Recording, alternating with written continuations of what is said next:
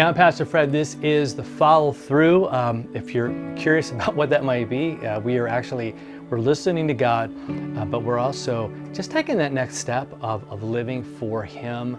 And what that means is we put it into practice. So God tells me to love, I love. He tells me to forgive, I'm going to forgive. That's kind of what we're talking about. So hit that subscribe button, share this with somebody, and let's look at Ephesians 6 today. We've been in Ephesians all week. Today we're going to look at 14 and 15.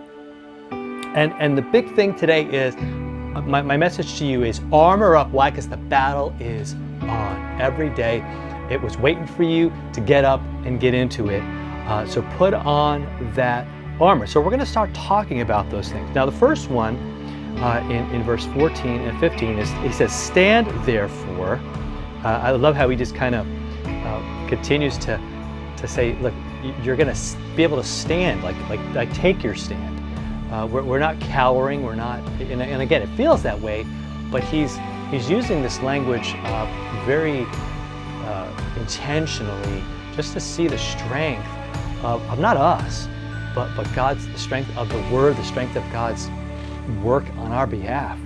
So stand therefore, having fastened on the belt of truth, and probably what was happening is when Paul's writing this, he's under arrest, right? He's in jail probably, and he's probably got a Roman guard. And the Roman guard has all this armor, and so he's probably going, wow, that guy's got armor for the battle to protect him against people coming at him, but like, wow, we have this armor too as human beings. So he's probably looking at all the different pieces that soldier had and saying, okay, there's the belt, and the belt would kind of hold everything together. It enabled the soldier to move around and have mobility. And could you imagine, you're trying to, you're running into battle in Braveheart, and you're going to go storm the castle and your pants fall down. It is not going to be good. So this kind of keeps everything together. And again, the truth of God does that for us, keeps us together, keeps us moving forward, gives us the ability to move, the freedom to do what we have, because we know God is not counting our sins against us because of Jesus, not because of our goodness. That's a lie of the enemy, right? We got the truth around us, holding everything together, that we, again, even though we don't deserve it, He bled and died for us to pay the price for all of our sins. So that's the truth that we have. So we stand on that truth, and it kind of holds everything together. And we also have this breastplate of righteousness. This one's pretty easy to figure out.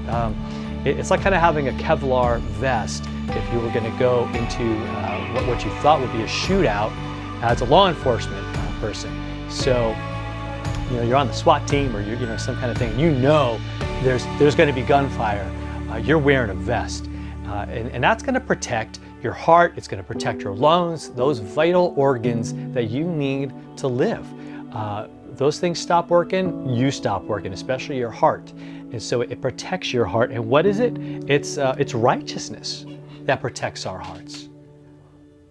So again, that truth, that righteousness, kind of covering us at the core of who we are, with this truth that we are made right with God through Jesus. And we also, he doesn't stop there, but we also are going to get moving. And so we need shoes. And Romans had protective shoes that protected their feet, right? The roads weren't perfect. There was a lot of terrain that was probably really nasty. So they had some heavy duty shoes. And I read somewhere where, they would be so loud, like when you knew a soldier was coming, and so people will know who we are, not because we're big and burly and nasty, but the love that we have, the grace that we have, people are going to take notice, and those shoes are going to take us where we need to go, and that is the readiness given by the gospel of peace. So we put on that.